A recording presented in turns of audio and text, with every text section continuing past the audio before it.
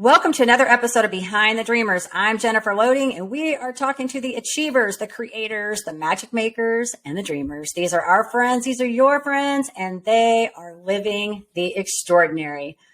Well, here we are, another episode, and I've got an amazing guest on today. I am super excited to welcome him onto the show, but just to give you guys a little bit of teaser of who he is.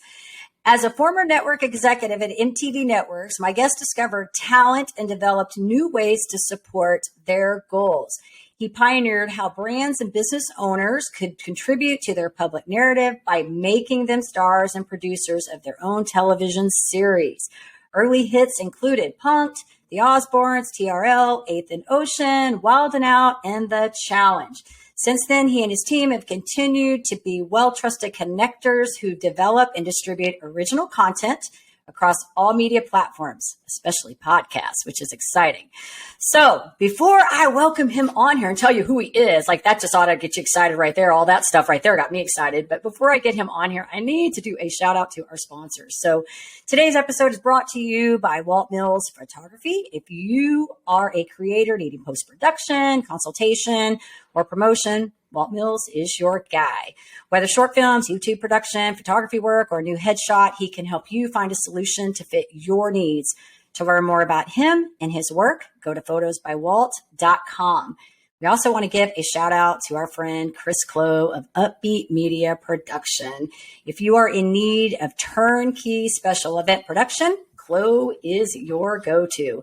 To learn more about him, you want to go to upbeatmediapro.com. We love Chloe, by the way, Vinny, because every now and then we get him on our recordings and he's always the little fun add-in to the studio. So we have fun with him. Chloe's the pro to know, huh? Yeah, he's the pro to know. He does event production and does a lot of the big events Super that you guys are familiar with and out there like BuzzFest, all those kind of things. The ones we talk about, yep. Ones we talk about. But anyway, so my guest today, Vinnie Potestivo. Did I get it right? Did I get it almost right? I think is an Emmy Award-Winning. You got 3 out of 4 syllables. Close enough. Okay, almost. Potestivo. We got it. All right. Is an Emmy Award-Winning media advisor who helps clients leverage their media exposure, find fame, and make an impact. He's the editor-in-chief of I Have a Podcast and is responsible for discovering and amplifying the voice of independent podcasters worldwide. This is what I think is so neat, Vinny, when I was looking at all the work that you've done. Through the use of original content, he has helped elevate personal brands. And I'm only going to name a few because this list is long, but Mandy Moore, Ashton Kutcher, and Sean Diddy Combs is just to name a few. And then he's worked with some corporate brands like Macy, Samsung, and Nikon. The list is long for sure. So, Vinny, welcome to the show. I am super excited to have you here today and to chat with you. Oh, I am ready to dig in. Thank you so much for having me. Your bio, like this is my favorite part of the show. It's absolutely my favorite part is to go through you guys' bios and like pull out and extract what we need to talk about. But then I get these just incredible bios and I'm like, what part do I leave out? What do I leave out here? Because there's so much great stuff. You have worked with so many incredible people. And I've looked at some of your stuff. So I've already kind of researched you and dug into your notes to see all this. And so I'm thrilled to chat with you today and just to learn about your journey and what you're doing and where you came from. So it's going to be fun. Oh, yeah. I'm glad we're doing this now versus 25 years ago when I was in the thick of it at MTV. And we were following our gut and intuition and the communication that we could have between each other. And looking back now, I look at all the mistakes and successes that I had, we had, they had, and make sure that we as business owners don't hit those mistakes. I really believe in the power of content. I've seen how a TV show can change Ashton Kutcher's life, Sharon Osbourne's life, Jessica Simpson's life. I've seen how TV can do that. And the power isn't in the show. The power is in the audience. And now that we have the ability to own our audience, no one owns podcasting. That's the best thing about podcasting. No one owns podcast. A couple of big companies, but nowhere close to owning the category. And we are building this podcast industry brick by brick, bringing our experiences from many different types of career fields. I appreciate the podcast economy. I love how podcasting economy fractures the global economy, how I can find articulate, well-spoken people who who know how to create and research and produce content in every market possible now, from science, nursing, math. I mean, I literally can go down the path. And if I was booking talent at a news station, at a local news station, if I needed, it's tax season, I'm looking for the most articulate, person to come in and talk about taxes or relationships or home buying advice, I would be looking for the experts who are actually doing it in their career fields, who found the way to stand out, and specifically in podcasting because of their reach. So that's a brilliant way to stand out nowadays. And we have so much control over where we get discovered and how we get discovered. And I really love using this word ownership over and over again, because I didn't have that at MTV. The thing you have that Sharon Osbourne doesn't have is a show. You own it. She doesn't own any of the shows that Jack Osbourne sold. Plenty of shows after the Osbournes. He doesn't own those shows. That's not how, unfortunately, that's not how the media market, the mass media market in America works. It works differently in other countries. There are reasons why people sell shows to, in Switzerland, for example, or in Sweden and other Nordic countries that allow the creator to retain rights and then come back to America and license them instead of selling them. So I love helping independent creators figure that out, because we are the business owners. We are the brand owners. I learned from Beyonce and Ashton Kutcher and the best of the best who had to go through TV to get their stories seen so that they can make the change that they knew they were capable of making. And I love that I get to do that on this side of content now. Wow. And I think what's so great about this story too is that, you've kind of walked that walk. You've gone through it and sort of learned what's the ins and the outs of this. And when you were talking about finding those people that in real estate or accounting, whatever, I'm like, you're probably pretty good at that too. I mean, you can probably spot those people out. You're like, I'm going to dig through this. And I think that's a great talent, right? Like, it's a good talent, because there are a lot of, and I think it's in everything that we do. There are a lot of people that are really good at what they do, and there are a lot of people that are not so great at what they do. So, and you have to have that eye for saying, who are those people that I can really help take from this point A to this point B, right? Oh, my mind is like ping-ponging names and shows right now. For years, that's what I did. I had this skill set, and I would wait, that I loved, by the way. I had a skill set that I loved, that I learned too. And I was able to use it when I was called on by networks. And then at first it was a lot of fun. At first it was go find Housewives of New Jersey, and how could that franchise be different than the other franchise? Like, at first it starts to be like, you're looking for interesting, unique, dynamic people. Then if you're going to build a company that's a service, if casting is the service, then you ultimately have to scale based on what the service requests are. And it got to a point in TV where I didn't want to find people based on if they were single or if they were in a tumultuous relationship and possibly considering divorce or trying to get pregnant but didn't and want to figure out how to grow a family. Like, there's weird, crazy constructs that come in working with TV. And I felt like the thing that makes, the thing that works in TV is episode count. That's what you get paid on, episode count. So production companies want to make as many episodes as possible. That's what they get paid on. That doesn't always benefit the talent. And I got into this media industry because of the people, because I wanted to be surrounded by talent. I didn't accidentally fall into casting. I got pushed into casting because all I would do is meet new people. Also because I didn't know a single person in the industry. So the only thing I could do is meet people. It's like I had no skill set other than trying to meet people.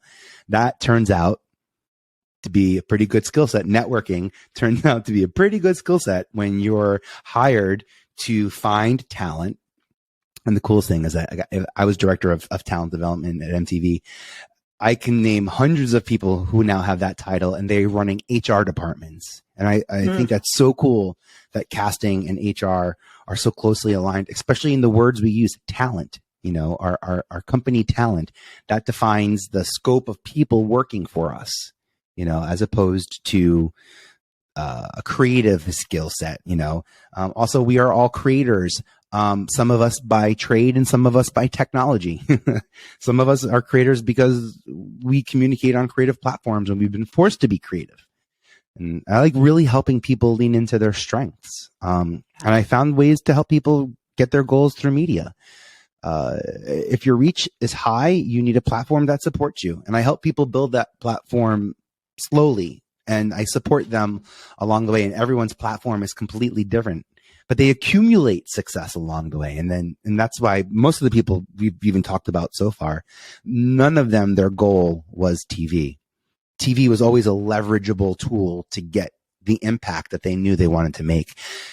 Ashton Kutcher didn't come to MTV because he wanted to host a show called Punk'd. He came to MTV because he knew the MTV audience, and he knew he could create a show that the MTV audience would connect with. Punk'd wasn't the first idea he gave us, and it wasn't actually a concept that he pitched, but it was a concept in development back and forth with him that we landed on. And who better than him to do that? By the way, there could have been other people. I can give you a short list of other prank shows we were maybe looking at back in the day that I can see Redman and Method Man hosting, like in the old, like late 90s of MTV. But Ashton took the prank to Punk'd. He elevated it to, it's not about aha gotcha.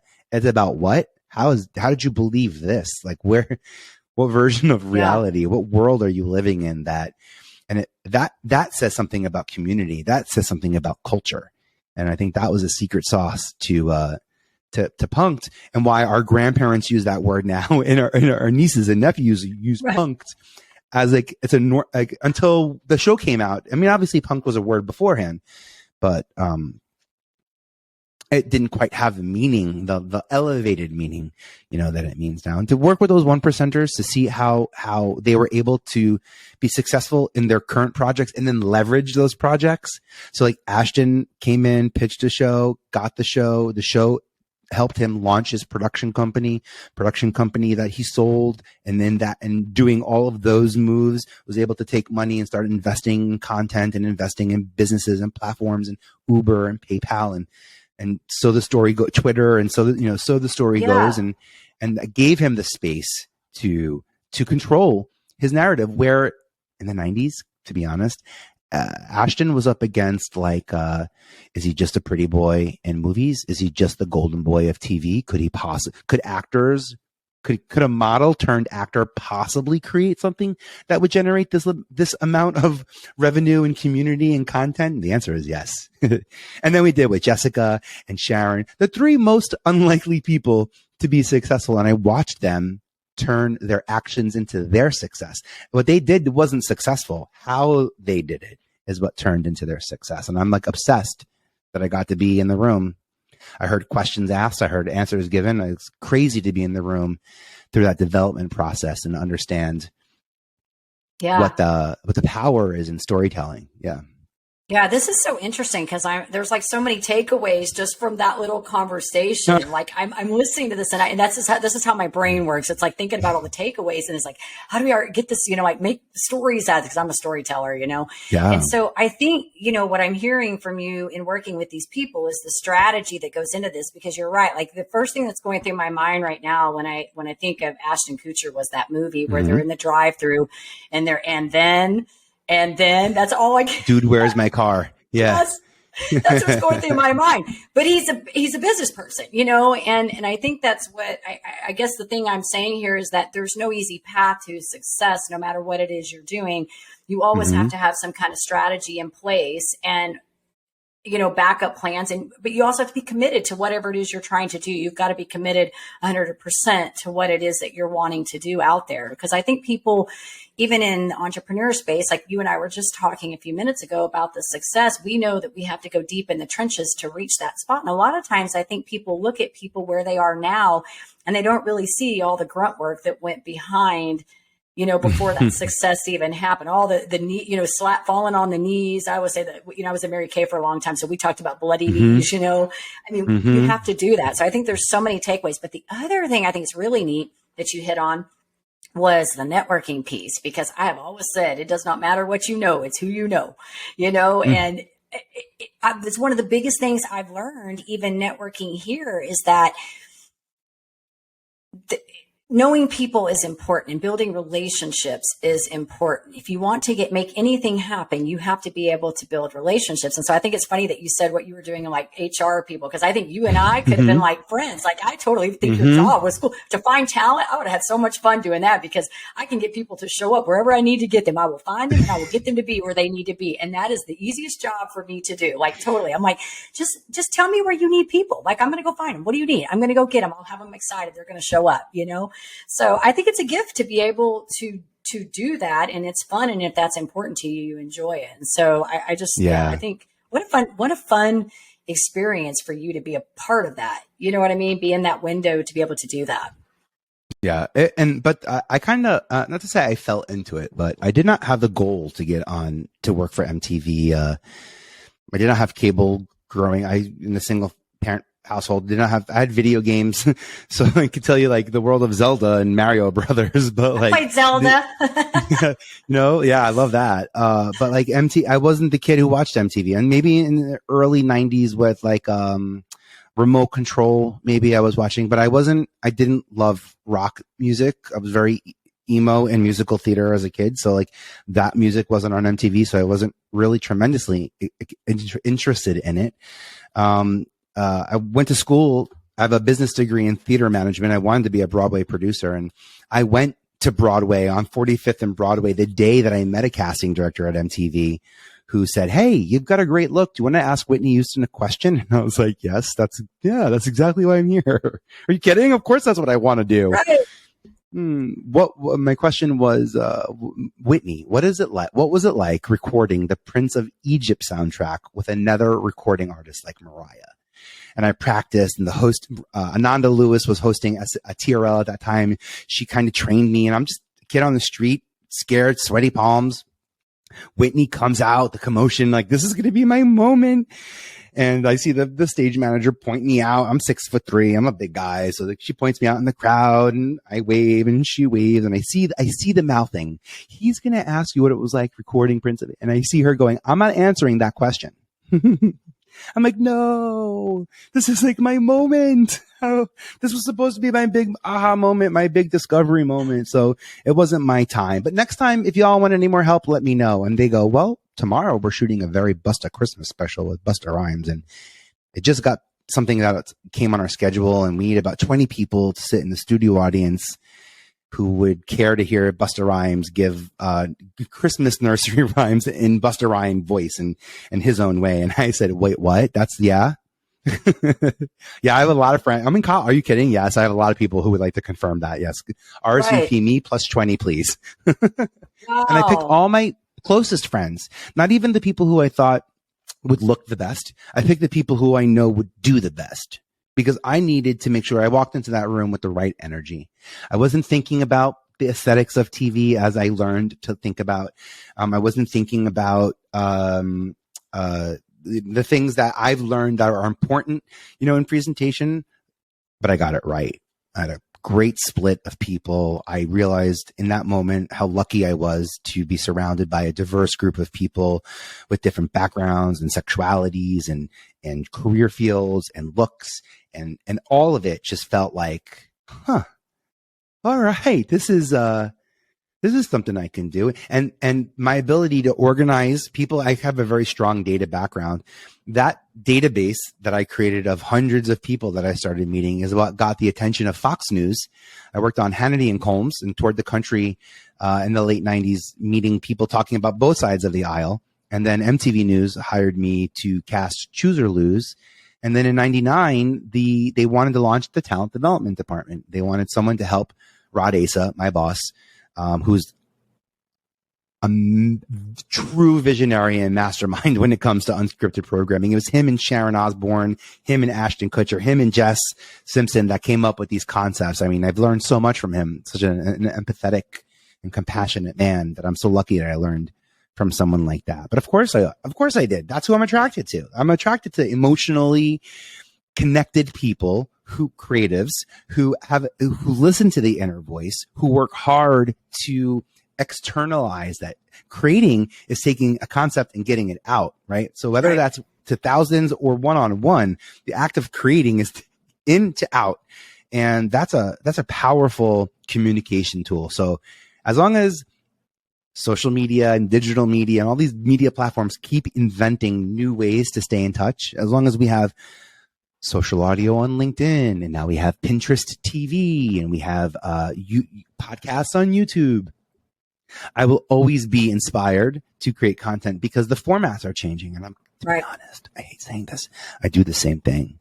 I like talking about addiction. I like talking about recovery. I like talking about the things that I experienced as a teen because of my parents, the trauma that I went through that gave me the superpowers to put people first, to quickly identify the star in the room, to know my value and be able to defend myself. I keep thinking of like all the horrible things that we do that I was able to own, and I had no clue it was going to happen. But at MTV, I felt heard. A 19-year-old, a 20-year-old version of me, and they're saying, "Well, who should host this? What do you think about that?" And it was part of it. And I'll never. And also, TV was different in the 90s. I had the eyes of youth culture. You know, the youth culture wasn't split between TikTok, Instagram, YouTube, Netflix, Disney Plus, Peacock. You know, they were watching MTV. In fact, parents were watching MTV because that's when pop culture news came out, was like 3:30 to 4:30 on our live TRL show. And that ability to tap into an audience that's moving, that's creating, that's taking action. I find that audience in podcasting. That's what I'm most excited about in podcasting is the action that comes out of it. I've been through my entertainment phase. I've been through my walk in the heels of the women, the housewives of New Jersey. If you want to feel what it's like, I've done that part where you get to sit comfortably in your couch, get your ice cream, drink your wine, finish your dinner. I've done that part. But now when you hear my voice, be propelled, to be inspired, to take on responsibility, to be part of someone's, actions and contribute to a larger conversation. That's so awesome, Vinny. You were giving me chills. Like I just think your story is so neat. And I think just thanks.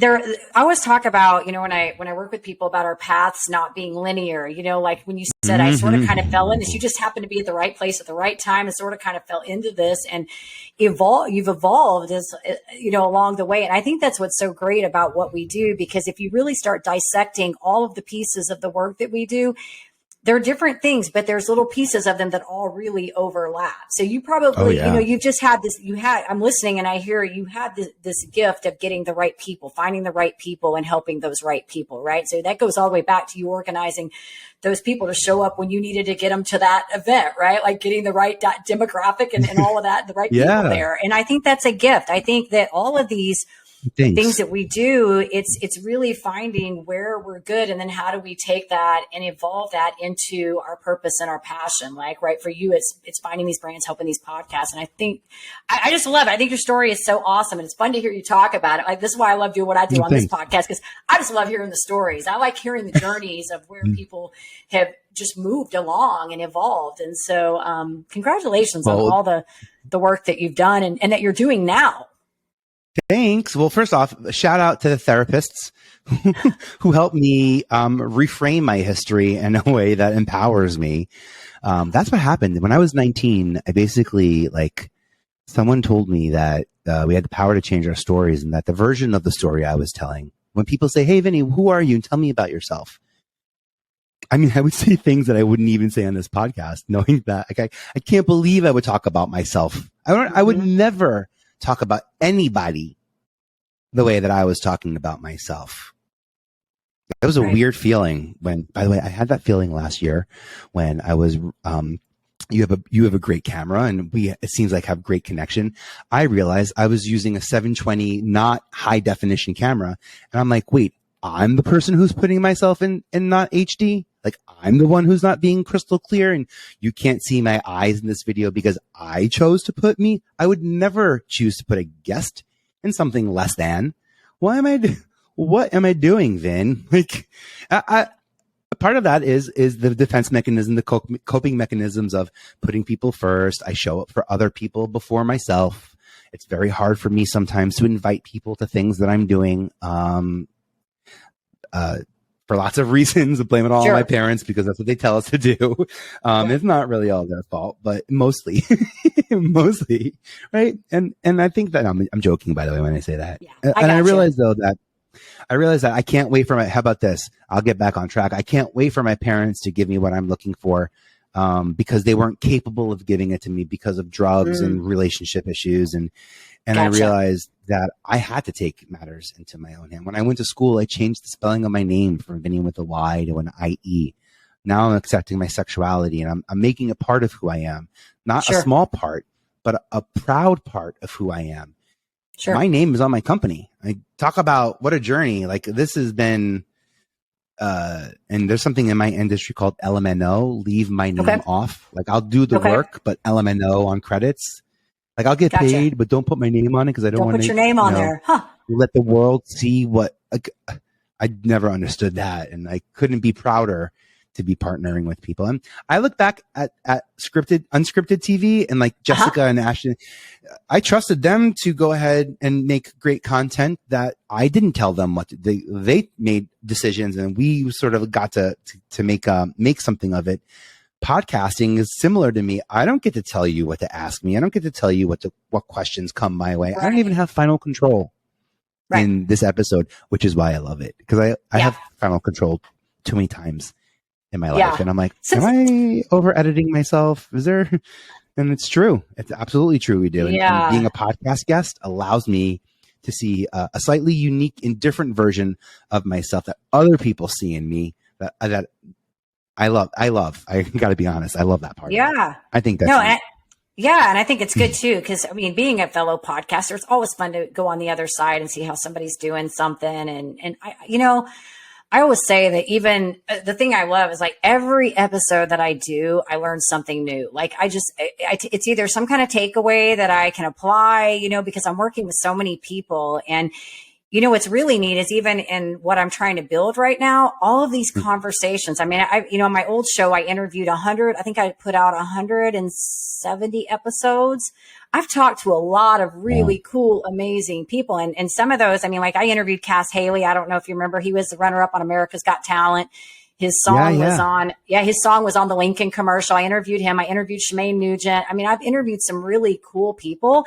And I've learned so many neat things just from all the different people. So for me as a fellow podcaster, I just love these conversations because I just feel like you learn things, and it's great to be on the other end of the guests and just see what they're doing and the style. And I just think you make great connections doing this kind of stuff. So kudos to you on overcoming your adversity, because I think, what doesn't kill you makes you stronger. Right. And I think we all have these crazy stories and they're all different. They're all relative to who we are. And I was having to tell somebody the other day that I'm going on somebody's podcast here, I think next week. And she's another, I think she's in her 50s, just did a bodybuilding competition. I think she was on Fox. She's a phenomenal lady. But she asked me all these questions on this Google Doc that I had to answer. And it's like, what's something that probably somebody doesn't know about you? And I'm like, so I'm trying to think, because most of the people that I met in the last few years have seen me like I am now. They don't know, like I said, all, where I started, how shy I was in the very beginning. But I was like, I had to come up with something. And I'm like, okay, like the one craziest thing that I can think of is that I was married to this guy right out of high school that was a druggie. He was abusive. And I had to file a restraining order on him. I was only married to him for 2 years. I left him, filed the restraining order, and then he started threatening me and said all these nasty things, and that was the end of it. But that was like, I had to think, like, because people look at you and they sort of, like we said a few minutes ago, they look at like you're like this perfect cookie cutter, right? And then you realize, no, none of us are cookie cutters. Like, we don't come out of a mold. We all have stuff we bring with us, and we have to evolve and learn how to work through that, right? That junk, that garbage, to build what we want. Right. But I think it's through that adversity that we become what we are, and how we become stronger and better and passionate about the things we're doing. So congratulations to you on that. I think Thanks that's so awesome. Much.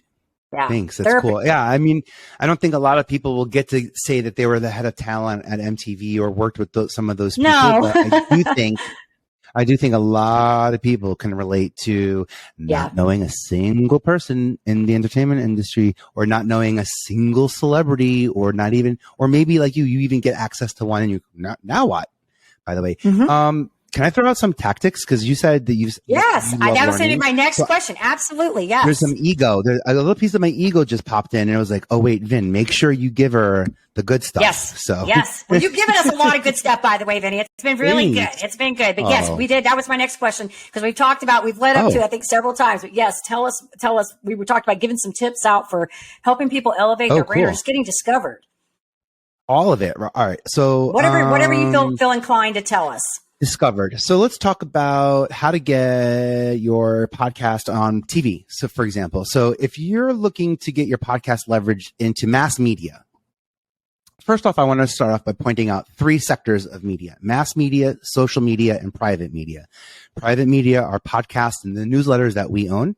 Social media is both, what's the word that they use? Centralized and decentralized. So like all your normal Instas and TikToks, and then all the new ones that are popping up that aren't owned by a single company. And then good old traditional media, which generally is news, television, magazines, and print.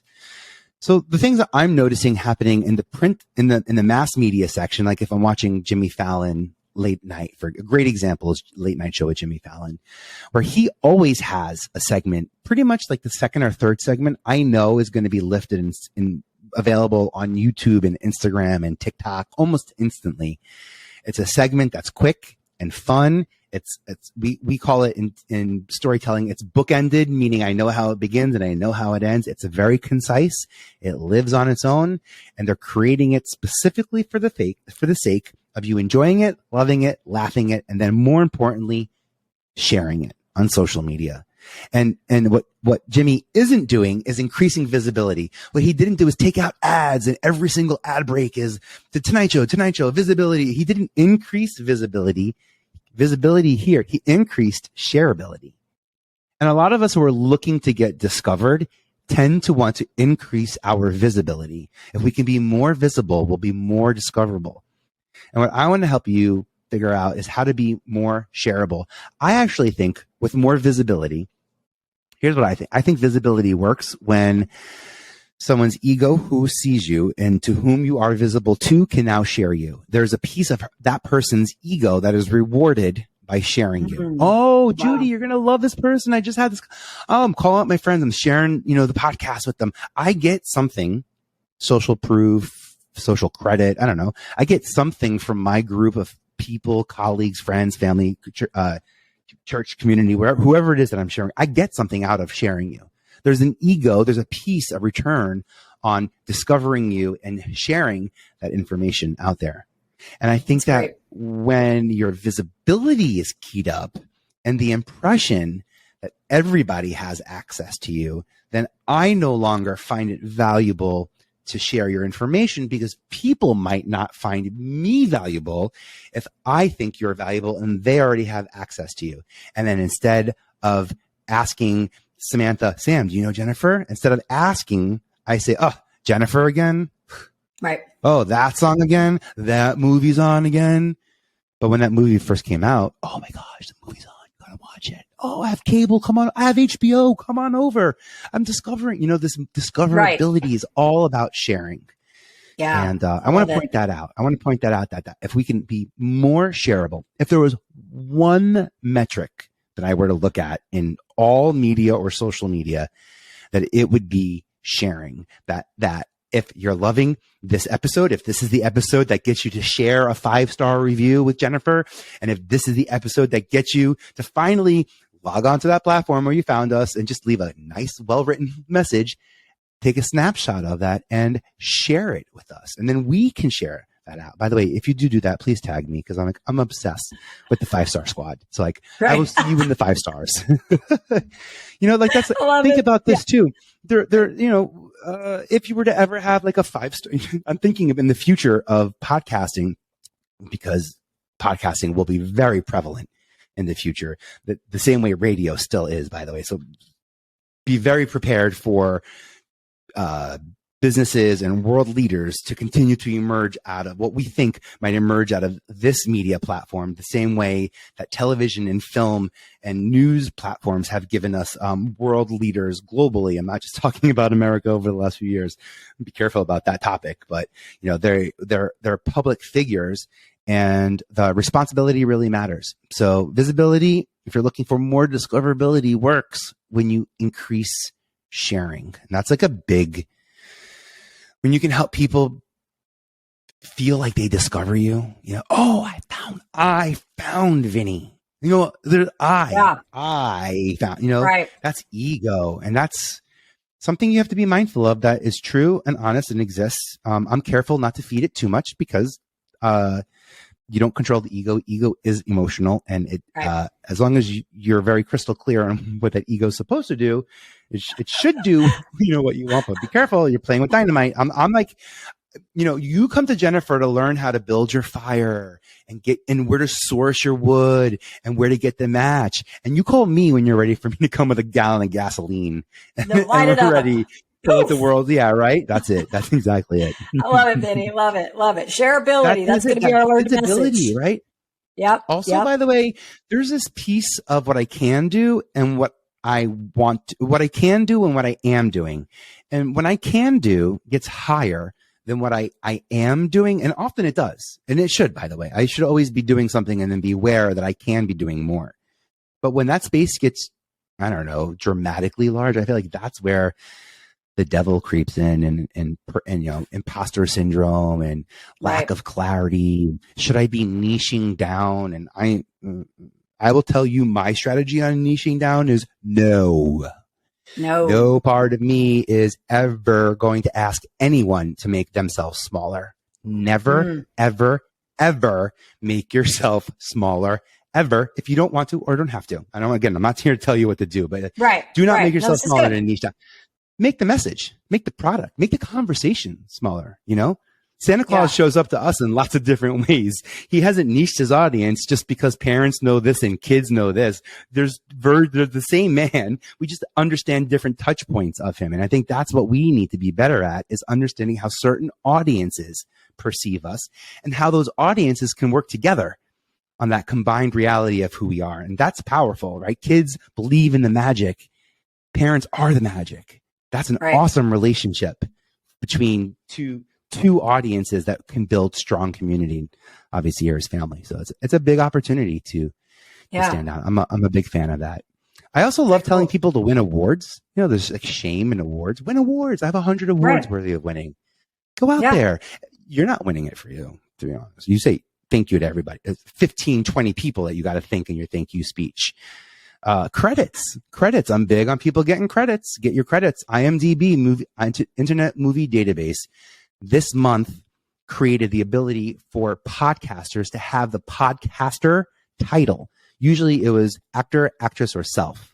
Now we have the ability to be called podcasters. To me, that means that Google and Amazon are talking. There's going to be some type of snippet that sees that I'm a podcaster on IMDb, and I'm waiting for IMDb, little snippet in my search results with my most recent episodes pulled up from IMDb. I'm waiting for that to show up in my Google search results. That's the power of podcasting. Yeah. Thank you for that. I'm hearing a lot of, I've got a lot of friends in podcasting too. And so I'm hearing a lot of things about it really growing, because, there for a while we thought it was kind of staling out because everybody's got a podcast, right? But then I keep hearing that this is where it's at, and they're moving it onto YouTube and stuff. So I think the big thing I'm hearing here, and I agree with you on this, because it's kind of, I think, having done, not that I'm a pro at any of this, I'm obviously not, but I do agree on this whole shareability. And I know what you're talking about on the Jimmy Fallon, because I see those clips and I always laugh at them. I saw one the other day with Dolly Parton on there. And so. Oh, so good, that one. Yes, the one where she tells the joke. Yes. Wait, they're so brilliant. These pieces are so brilliant that in the beginning, I think the idea was we'll show the public this, and then they'll find it on Instagram, and then they'll be excited to find it on Instagram and they'll share it. I think now we see it and we go, oh, I can't wait for that to go on Instagram so I can share that with so-and-so, because I know they didn't see this. It gave me the opportunity to discover the Dolly Parton clip, by the way, and send it to a couple of people on Instagram. That's what I'm talking about. The power of sharing. Yeah, she's so good though. Yeah. He's so good with her too, though. They're brilliant. Yeah. Well, and it is smart. I mean, it's kind of like one of the things I learned even in the very beginning that, when you're doing these podcasts, you really got to work with the people too that are guests on your show. And so that's why I always say, my goal whenever I do a show is I want to make sure that my guest has a great experience when they walk off, because there's no point in us just going on each other's podcast if we're not supporting each other either. You know what I mean? Yeah. And so it's really about how do we help each other and support. And so I think, you're saying so many things. I really love the shareable thing. And so thank you for sharing that. You said a lot of of course. things. That's the one that's sticking in my mind. And I'm always thinking about Power that of when you're sharing. thinking clips. How do you put something out there that people are going to look at and go, hey, this is really good. I need to share this. So you're doing some good stuff. You mentioned, because you say you called yourself a storyteller, and we talk about having stories. So here's one piece of like implementable advice I want to give. If you've got a lot of stories, if you think a story is relevant and you might want to pitch it to an editor, maybe on a blog or a newspaper, position yourself as the source, not the story. Position yourself as a credible source. And here I have a I don't say a 5-rule way to do it, but when I'm meeting people who don't know me, who might understand what I've done if they care to look at some of my history or bio, but sometimes I don't even get past that first sentence. So here's my 5 kind of magic way of doing it. I say, here's the first 2 things I've done. I've done these 2 things in the can. You can't touch them. I've got something right now on my plate that you could have an impact on. What kind of question, what kind of answer, what kind of soundbite would serve you if I were to ask the person who I'm about to sit down with, how could that help you? And also, I have 2 more people in the future that I've got, planned. So I'm able to say, here's what I've done, there's what I'm doing, and here's what I've got going on now. And what I'm trying to do is give you the ability to see my past, so you see how credible I am at showing up, being consistent, creating content that hits air and wins awards and makes impact. I need you to see that so you can believe what I believe can come from the podcasting world. Because I'm asking for faith. I'm asking for grace. I'm asking for space to believe in something that isn't quite there yet, but is quickly growing into it. And for the people who say it's a small, and also this space is growing, we're in it. We're the ones. How many episodes have you had? This show, I think we're on 48. Oh, actually, I've recorded episodes. Several. Yeah, that's one, awesome. But I did a bunch. I've got more because they're in the recording bin right now. Yeah, I had 100 over. I had about 170 on that one. Yeah. I've got a lot of people. Your episodes. It's your episodes that are expanding. It's your multiple podcasts and your multiple episodes that are making this industry bigger. The industry isn't getting bigger around us.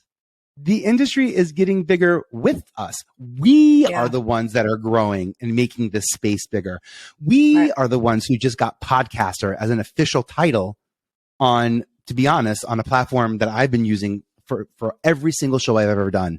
I make sure I get credit on that. People have always asked for ways to stand out. Podcaster, what a brilliant way to stand out right now. And IMDb talks to Google. If you Google image search, the link backs to your website, the SEO rewards are ridiculous. The SEO rewards. All right, I'm going to check it out. I'm going to go check all this out. I'm excited. Cool. Yeah, I have tactics, step-by-step guides. Everything that I've shared is vpe.tv/hub. So there's no gate or subscription or anything. I just have tactics and step-by-step instructions on how to be successful. I believe these tactics work. And I think that these tactics are implementable with almost anyone's strategy. So what I don't want to do is throw out more strategy. What I do want to do is just give you better tools to implement. Yeah. That's good. Well, and thanks for saying where to find that, because that was going to be my question: is where do we want to send these people to find out more about you and your work? I do want to ask you. Awesome. I'm going to ask you that probably one more time before we get down here. But I want to ask you one more question in all of this, because I think this is like one of my favorite questions, and this is why I feel like it's the personal journal here. Is what have you learned in this journey? Like, what do you feel like has been the big takeaway for you? That answers are predicated on questions. Think about that there are bias and unconscious bias with a lot of questions. Sure. And the answers we land on are often shaped, informed by the questions. And I learned the best questions to ask are the ones that aren't questions. Tell me a story about being a child. Tell me a story about this music video. Tell me a story. There's no question mark at the end of that. Right. that's a statement, you know? Mm-hmm. And I also, I think a lot, especially as we're curious and we ask questions based on the answers we think we want to hear, or we think are out there, that this world just God, so we think not even talking about neurodivergency. We are such different thinkers and creators. If I sat down with 20 people and asked them how they're making money in content, everyone would say something different. Every Right. production company says something different. So I know that the relationship is there, but I think the questions have a lot to do with the answers that we're getting. And that's where I love being really mindful. That's why I love being a guest.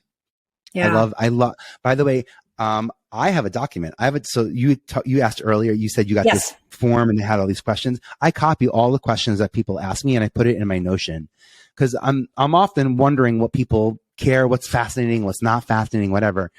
But also I want to make sure that I have answers to those questions that help them out based on what I think that person is asking. You know, they might think my backstory is important because they might think backstory matters, when the truth of the matter is that history is a story. Mm-hmm. So like, what part of the past matters if it's the story of your history that matters? When I figured that out at 19, 20, I changed my name. I took out an ad on Backstage. I said, I want to be a casting director. And then my career was off to the gates. Right. That's not even that's not even the right phrase, but you know what I'm trying to say. Out of the gates.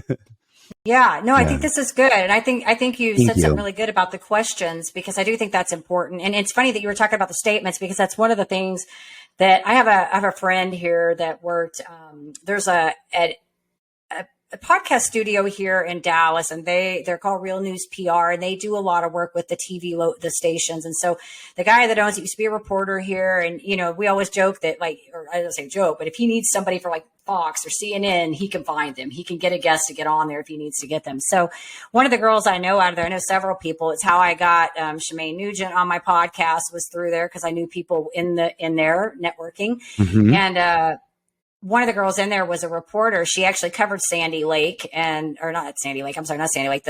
We're talking about the hurricanes earlier. Now Hurricane Sandy. Right. I don't know why I said Sandy Lake. Hurricane Sandy. Yeah, is that what it was? I'm like, where did I get Sandy Lake? Wrong story. Anyways, I watched a lot of her work, and when you talk about like having that dialogue, you know, you can get a lot from people just by making a statement and letting them take that statement and answer, you know, like extrapolate their own information to you, right? So just saying, tell me about that. Tell me about your days at MTV, right? And then you can go. That's it. As opposed to, what was it like working with celebrities? Because by the way, how do you know what, you know, and maybe I could have offered, by the way, I can't answer a question about MTV without talking about the people I worked with. So like, that's, you know, that's sort of like built in, but there's, even here's a great question. Life. Oh yeah. Tell me about life. We're gonna be here for a while, Vinny. This could be an all-day conversation if we start there, right? Question, life. Yeah. Tell me about your life. Yeah, you could just say that, life. Let them go. But no, that's an art, because I do think even when I first started podcasting, I didn't even know how to do that. That was like a new thing I had to learn in the process. And now I ask some questions. Sometimes I just make a statement and I just let them roll with it and let them go. And that's the beauty of this, I think. So this has been too, as a so host, fun. The power of silence. Like sometimes the best question is like nothing, and then people will fill that space. So yes, exactly. Vinny, this has been so awesome. I do want to say one more time. So if our listeners want to learn more about you, find out, you know, more about your work, where do I want to send them? Oh, thanks. I'm very reactive on LinkedIn. So find me on LinkedIn at any point in your career or time. VPE.tv is my website, VPE.tv/hub, HUB, like hubba. VPE.tv/hub is my creator hub. That's where I have documentation on the 99 awards worthy of winning, 50 creator platforms that are paying creators right now who are making content, who are asking, how do I monetize my content? I've got 50 platforms for you to sign up on, over 60 places to put your podcast in 2023 that are brand new as of 2022. Wow. If you're a medium-sized fish and you're looking for a smaller pond to stand out in, I've got the address for you. So reach out and say hi. Perfect. Jennifer, I really appreciate this convo. I love what you do, how you do it. And like, this is exemplary of the energy. Like, I'm in. Awesome. Well, I'm going to check out your stuff too. I'm excited. This was so much fun for me too, just listening to all of your story and what you're doing and all the amazing tips. Thank you for all of that. So I'm going to be in touch. I'm going to find you on LinkedIn. I'm excited about this. So I do want to say to our listeners, if you enjoy our show, please be sure you give us a rating on iTunes, check us out on Facebook, and then click the subscribe button on YouTube. Follow us there, right? And I want to leave you guys with a final parting thought. Same thing I say every week. In order to live the extraordinary, you must start. And every start begins with a decision. You guys take care, be safe, be kind to one another. We will see you next time.